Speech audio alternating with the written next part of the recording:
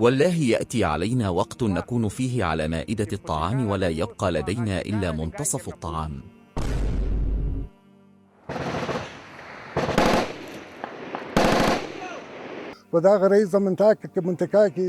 في هذه المنطقة الجبلية استشهد الأطفال واستشهدوا الآخرين. الآن عندما نتذكر تلك اللحظات تتألم قلوبنا، الآلام تضغط علي ويطلب قلبي أن أنام.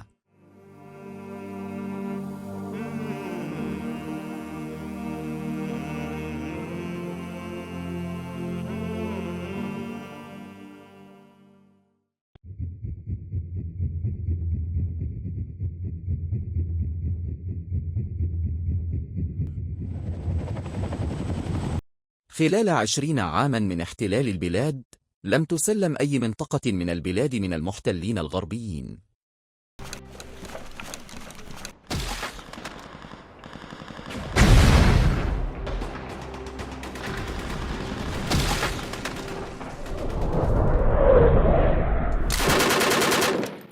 طوال هذا الاحتلال الذي دام 20 عاما، كان المحتلون وحشيين للغاية لدرجة أن الناس عاشوا حياتهم في خوف ورعب. وكانت القسوة والوحشية والبربرية شديدة للغاية، لدرجة أن العديد من الأبرياء تعرضوا للإيذاء الجسدي والعقلي والعاطفي. وكان سكان هذه المنطقة خائفين للغاية من الغارات لدرجة أنهم كانوا يقضون الليل في الغابات خوفا. تدمير المنازل، دمروا ممتلكاته ومعداته. كانوا يهبطون بالطائرات على الأراضي المرتفعة، ويرسلون الجنود سيرا على الأقدام، ويقومون بغارات عشوائية على المنازل.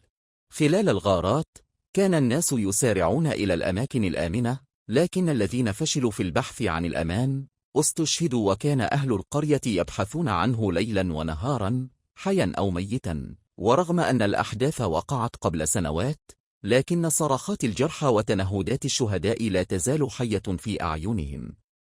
لقد سئم المتضررون من الغارات من القصص المريرة لدرجة أنهم لم يعودوا قادرين على زيارة مواقع الأحداث.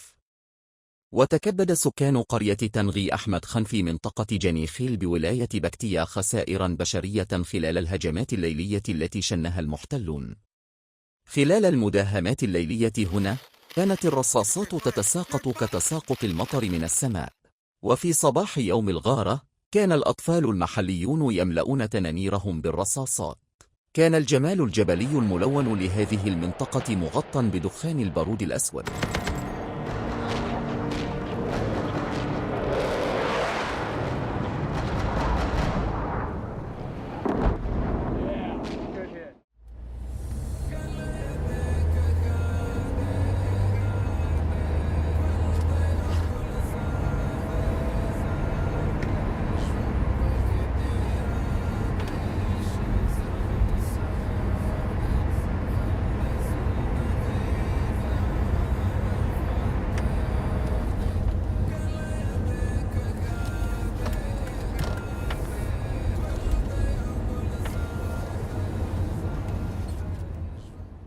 بعد ساعات من السفر عبر الطرق الفرعية والترابية، نصل إلى هذه المنطقة.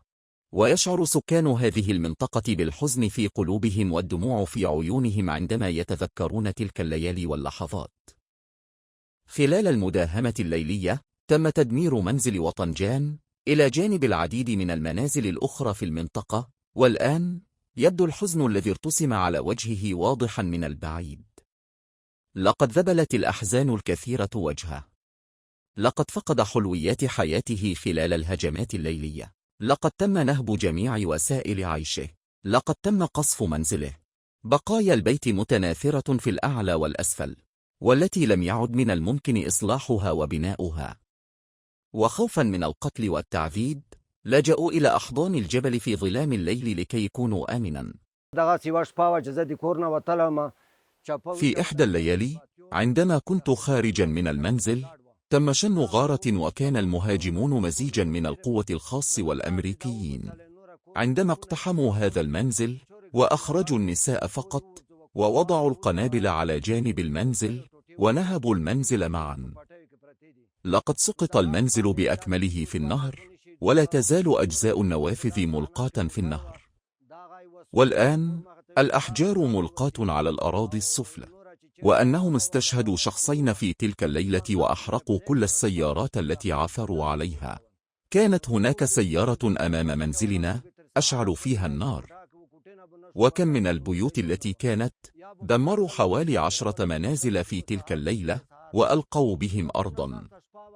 لذلك عندما قاموا بمداهمتنا لم يكن أي شخص في الغرفة قادرا على الخروج حتى الصباح حتى يغادروا، أو كانوا في الغابات ثم عادوا إلى منازلهم في الصباح.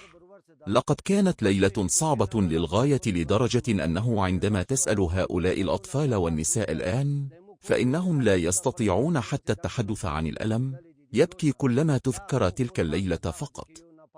فكانت هذه ليلة التي هبطت فيها 4 أو 6 مروحيات في الحقول وأهبطت الجنود هناك. نزل الأمريكيون في البر وبدأت المروحيات بالقصف من الجو. الأحجار التي رأيتموها تحت منزلنا أصيبت جميعها ببنادق كلاشينكوف من الطائرات، واستشهدوا شخصا بجوار بيتنا وشخصا آخرا في البيت الأسفل. لذلك عندما جاءوا لم تتمكن النساء في منزلنا من مغادرة المنزل. أخرجوا نساءنا من بيوتهن وأرسلوهن إلى بيت آخر. لقد كان منتصف الليل وكان الجميع يتنفسون تنفسا هادئا، وكان الأطفال مثل الزهور البريئة في نوم جميل. موجة مفاجئة من الذعر اجتاحت القرية. لقد بدأ مصير الليل المظلم. لقد فقدت العديد من الأرواح البريئة في تلك الليلة، وكان جلبجا وعائلته يبحثون عن شقيقهم المفقود معتقدين أنه لجأ إلى مكان آمن، ولكنه لم يكن يعلم أن أخاه قد أخذ منه بسبب آفة الموت. كان ألم فقدان أخيه عظيما لدرجة أنه لم يستطع أن يوجه وجهه نحو المقبرة أو أن يأتي إلى أمام غرفته. في بعض الأحيان يتدفق الرجل الفقير دموعه على الطاولة.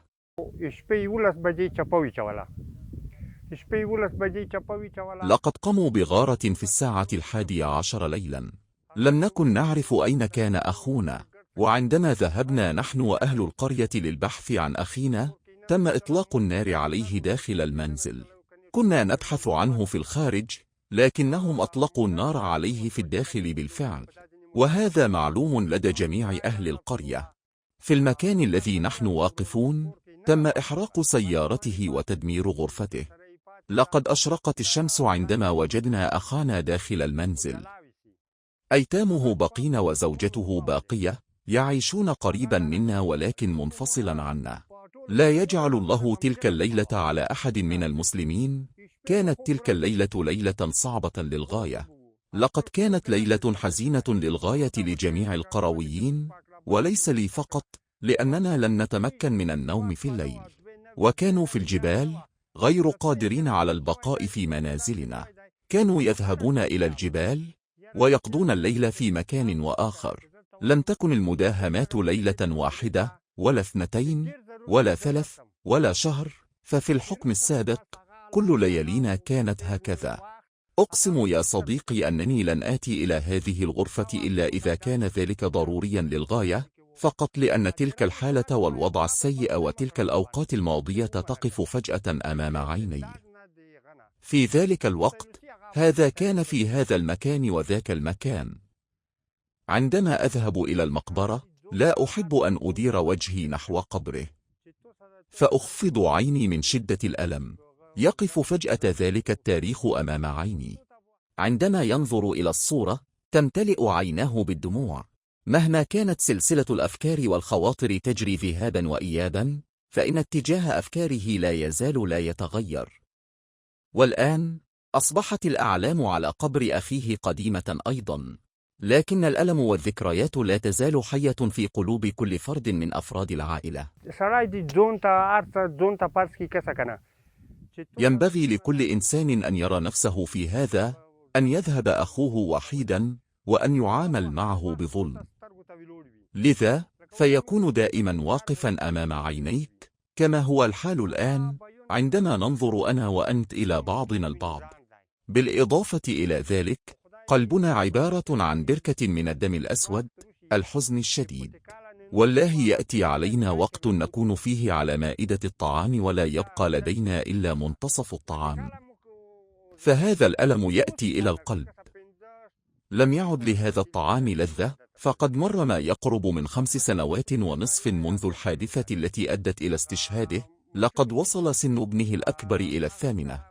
أمين الله الذي تألم من ألم شقيقيه يحكي قصة اللحظة التي غرق فيها أخويه العزيزين في الدماء، وتم إخراج موكب جنازتهما من المنزل في اليوم التالي. إن العبء الثقيل من الحزن وقع على كتفيه، ويروي قصة استشهاد الإخوة والأقارب وأهل قريته بيأس شديد. مواجع وآلام تلك الليلة تكون دائما في قلبه. كانت هذه الغارة غارة مكثفة للغاية، وكانت هناك غارتان شديدتان للغاية، وكانت هناك العديد من الغارات الأخرى.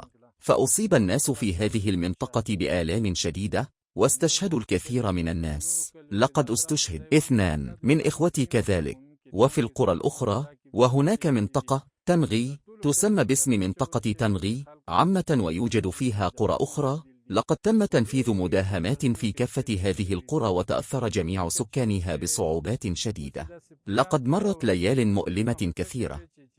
صدقوني، الآن عندما نتذكر تلك اللحظات تتألم قلوبنا. الآلام تضغط علي ويطلب قلبي أن أنام. أحيانا عندما أفكر في ذلك المشهد وفي إخوتي، يخبرني قلبي أن آخذ حبة منومة وأذهب إلى النوم. فلا ينزله الله على المسلمين الآخرين، ولا ينزله على أفغانستان.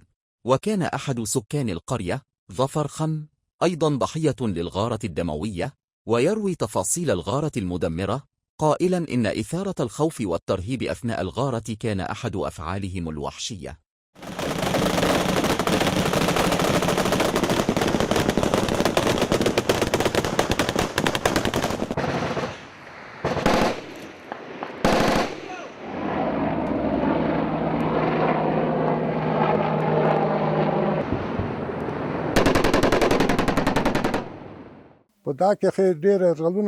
لقد ارتكبوا الكثير من الفظائع في هذا المكان، وقاموا بقصفه كثيرا. وكان هؤلاء الأمريكيون يأتون بالمروحيات، لم يتمكنوا من المجيء بالسيارة، بل يأتون جميعا بالطائرات. كانت هذه منطقة جبلية. في هذه المنطقة الجبلية استشهد الأطفال، واستشهدوا الآخرين، وتعرضوا للعديد من المشقات والآلام. هذا المنزل ملك لمالك جن. لقد احتلوا هذا المنزل وقاموا بهدم 5 أو 6 منازل أخرى، وبذلك تسببوا في الكثير من المعاناة والمتاعب للناس. أحرقوا سيارات الناس. لقد حدث أنهم أحرقوا حافلة مدرسة للقرية. كانت هناك مدرسة في القرية، وكان الأطفال يذهبون إلى هناك. لقد احترقوا سيارتهم، أحرقوا شاحنة، وأحرقوا الدراجات النارية. لقد تسببوا في الكثير من المعاناة للمخلوق. هؤلاء هم الطغاة القساة الأمريكيون الذين لم يظهروا أي رحمة تجاه أحد. لقد تسببوا في الكثير من الضرر لدرجة أنه لم يبق شيء واحد في منازلنا سليما. وكما تضرر كل شيء في منزلنا، كذلك تضرر كل شيء في هذه المنازل ال6. ولن تقتصر وحشية المحتلين على منطقة تنجي أحمد خم، على أن وحشيتهم طالت شعب هذه المنطقة، فأرسلت بعضهم إلى النوم الأبدي، وتسببت في معاناة آخرين من جراح ومعاناة عميقة. في إحدى الليالي، عندما كان الليل يلفه الصمت وكان القمر قد ارتفع إلى منتصف السماء، كان سكان قرية راغة في مديرية أورغو في نفس المنطقة نائمين بعمق. عندما وقع الهجوم المفاجئ للاحتلال، خيم الخوف والقلق على القرية، واستشهد 13 شخصا في تلك الليلة.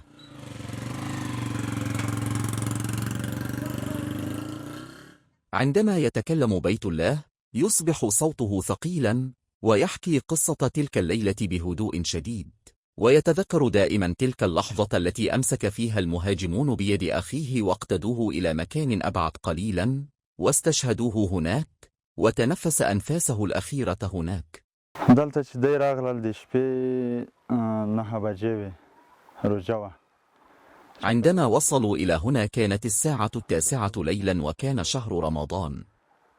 هاجمونا بينما كنا جالسين في المنزل، وجاءوا واستشهدوا أخانا بقسوة، وهكذا استشهدوا الآخرين. لقد كانوا قاسين للغاية، وكان هذا المشهد صعبا للغاية. لقد جاءوا إلى هنا واستشهدوا أخانا على مسافة قصيرة، ثم دخلوا إلى منزلنا. لقد أخذوا معهم كل ما وضعه في المنزل. رغم أننا لم نكن من المجاهدين، لكنهم فعلوا تلك الأعمال القاسية بنا. كان صغيرا في ذلك الوقت، ربما كان عمره حوالي 17 أو 18 عاما. لقد كان الأمر محزنا، لكننا صبرنا إلى الله سبحانه وتعالى. قلنا: الله سبحانه وتعالى موجود. عندما جاءوا إلى هنا قالوا لنا: هل أنتم إرهابيون؟ أنتم القاعدة. من أنتم؟ لقد كان هذا معلوم لدى الناس جميعا.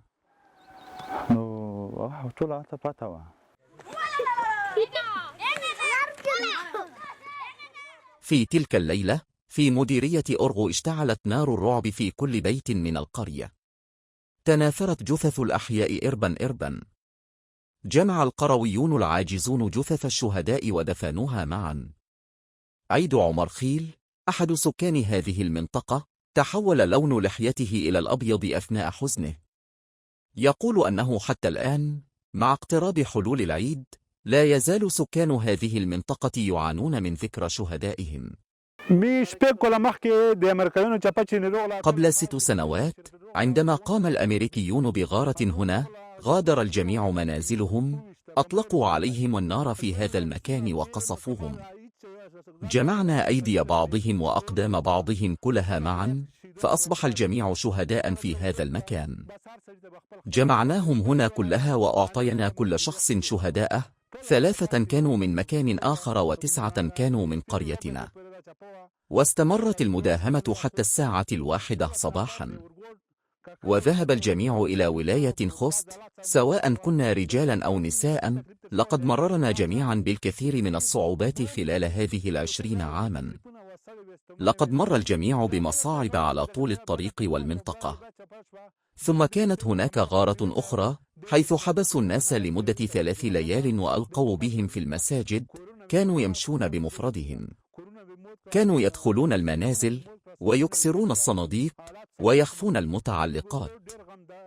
قومنا عانى كثيرا، إنهم يتمتعون بالوحدة والانسجام جيدا، إنهم شعب قوي. وعندما جاء الهجوم جاءت المروحيات وبدأت بالقصف. استشهدوا البعض في المساجد والبعض الآخر في بيوتهم. استشهد 13 شخصا ودمروا الممتلكات والأرواح الأخرى. طوال 20 عاما من الثورة، قد نهبوا بيوتنا بأكملها. عاش الجميع في خوف. كان هناك وقت حيث لم يكن أحد من الرجل والمرأة أن يستمتع من عيد. لكن الآن، عندما يأتي العيد، ينصب اهتمام الجميع على الأرامل والأيتام ويساعدونهم. لن تغادر هذه الجنازات 13، 3 منها من أماكن أخرى والبقية من قريتنا، ذهن أي شخص على الإطلاق. عندما بدأوا القصف من هذا المكان المرتفع، جمعنا كل من كان بلا أذرع أو أرجل في رداء وأحضرناها إلى المسجد.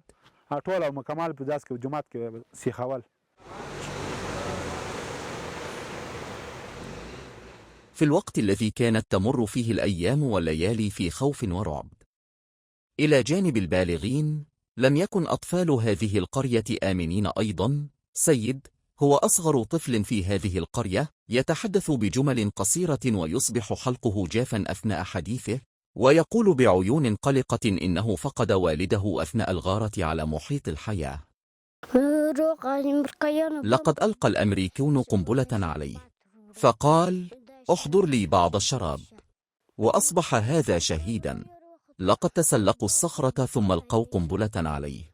بعد 20 عاما من الاحتلال والمأساة، مرت الآن 3 سنوات.